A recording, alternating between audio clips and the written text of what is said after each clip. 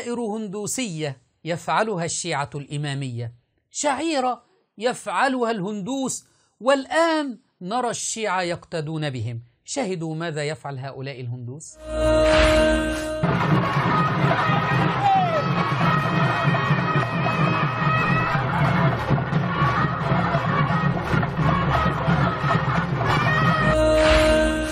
الآن سنرى السلقلقي ياسر الخبيث يزعم أن هذه الشعيرة عظيمة، ويدافع عن هذه الشعيرة التي يفعلها الهندوس وهي المشي على الجمر، ويقول أنها تعينك وتجعلك تصبر على العبادة. شاهدوا ماذا يقول السلقلقي ياسر الخبيث.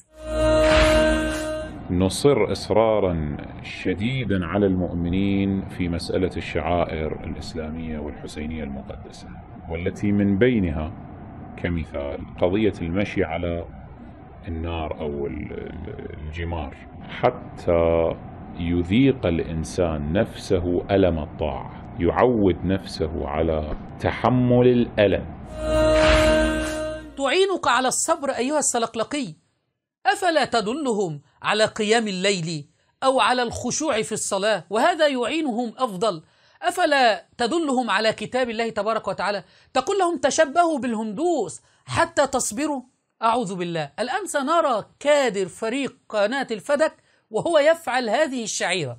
قناة فدك الكادر من هؤلاء الذين يعبدون الحسين رضي الله عنه، الذين هم أتباع للسلقلقي ياسر الخبيث، يقومون بفعل هذه الشعيرة التي يفعلها الهندوس ويزعمون أنها شعيرة حسينية.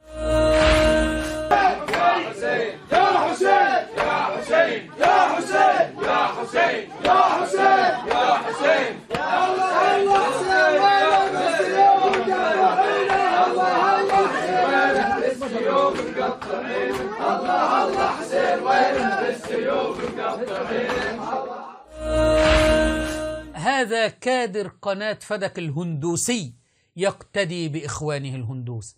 شعائر حسينية أم وساوس شيطانية؟